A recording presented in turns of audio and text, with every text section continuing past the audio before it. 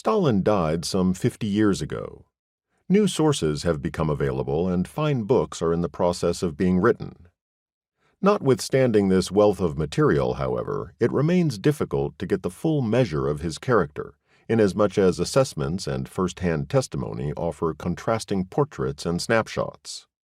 Some present a matter-of-fact, well-informed, often polite, and even benevolent leader. In other words, a rational statesman. Others offer a cold, manipulative tactician.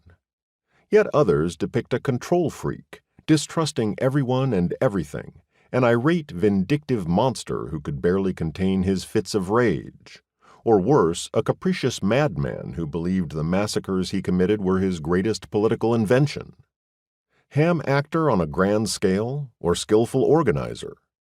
For many, he was nothing but a pathetic figure who made a mess of everything.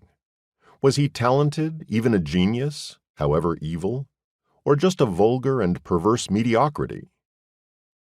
This kaleidoscope picture is further complicated by the fact that observers who had pronounced on the subject in one setting subsequently revised their judgment when they saw the same man in different situations. Such diametrically opposed assessments, some of which do reflect the reality and nature of Stalin, are bewildering.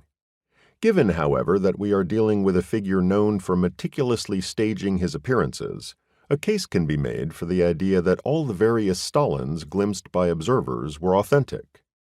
At all events, we must state the obvious. The whole phenomenon had a beginning and an end, dictated not merely by the banal fact of mortality, but also because the phase of systemic aberration the USSR endured under Stalin had its natural limits.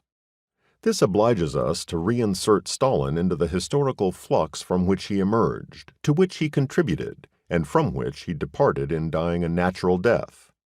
This tortuous, bloody, intensely dramatic, and deeply personal path was also one component of a historical motherboard. In other words, it was also an impersonal product. Some of these aspects will be clarified here. Others will be broached in Part 3. We shall begin by querying what is usually regarded as incontestable. Stalin was a member of the Bolshevik Party, a Leninist like everyone else in the leadership. Or so it appeared. He did indeed belong to the leading circles, was a member of the Central Committee, and later of the Politburo. Especially during the Civil War, he served as Lenin's man on special assignments. And yet, intellectually and politically, Stalin was different from most of the historical figures in the Bolshevik movement. The other Bolshevik leaders were often political analysts, who knew the West well because they had lived there. More European, easier to read, they were interested in theoretical questions and intellectually superior to Stalin.